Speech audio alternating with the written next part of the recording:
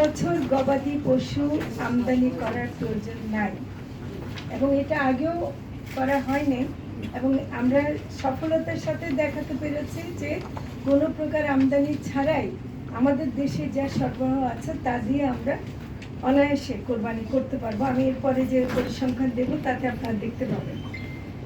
তা আমাদের খামারিরা যে উৎপাদন করে সেটা যথেষ্ট এবং ব্যবস্থাপনার দিক থেকেও ঠিক আছে। ফলে আমরা এবছর কোনো প্রকার আমদানি তো করবই না, অবৈধ পথেও যেন কোনো পশু অন্য দেশ থেকে আসতে না পারে তার ব্যবস্থা আমরা করব।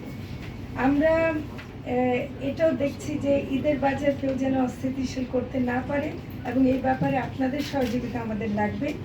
আর চাঁদাবাজির কারণে পশুর দাম যেন না বেড়ে যায়, আমরা সেটার চেষ্টা করছি এবং আজকের যে আন্তঃমন্ত্রণালয় সভা সেখানে এই বিষয়ে আলোচনা হয়েছে। তো আমি যোগ্য গবাদি পশুর সংখ্যাটা কীরকম, আমরা যেটা গবাদি পশুর সংখ্যা নিরূপণ করে দেখেছি যে কোরবানি যোগ্য হৃষ্টপুষ্টকৃত গবাদি পশুর মধ্যে 56,02,905টি গরু মহিষ, 68,38,920টি ছাগল ভেড়া এবং 5,512টি অন্যান্য প্রজাতি সহ সর্বমোট 1,24,47,337টি গবাদি পশুর প্রাপ্যতা আশা করা যাচ্ছে।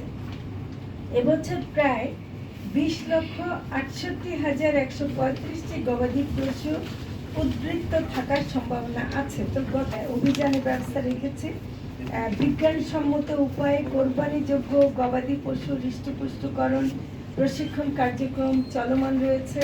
গবাদি পশু হৃষ্টপুষ্টকরণ ও বৈজ্ঞানিক পদ্ধতিতে লালন পালন বিষয়ে 83,656 জন খামারিকে প্রশিক্ষণ দেওয়া হয়েছে। 6,600টি উঠান বৈঠক, 2,74,378টি লিফলেট রোধে সচেতনতা সৃষ্টির লক্ষ্যে খামারিদের প্রশিক্ষণ চলমান আছে এবং জেলা প্রশাসন ও জেলা প্রাণী সম্পদ দপ্তরের যৌথ সহযোগিতায় মোবাইল কোর্ট পরিচালনা অব্যাহত থাকবে। এবং আজকে থেকে ইনফ্যাক্ট আমরা আমাদের সাথে যারা যুক্ত ছিলেন আমাদের জেলা এবং বিভাগীয় পর্যায়ের কর্মকর্তারা তাদেরকে নির্দেশ দেওয়া হয়েছে যে এখন থেকে দেখা হবে যে কোনো প্রকার স্টেরয়েড বা হরমোন ব্যবহার করার জন্য না হয়।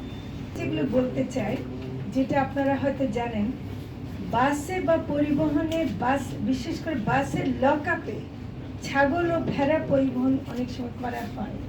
আমরা এবার একদম কঠোরভাবে বলতে চাই যে এরকম ছাগল ও ভেড়া কোনো লকআপে যেন না করে সে বিষয়ে সচেতনতাও নেওয়া হবে এবং প্রয়োজনীয়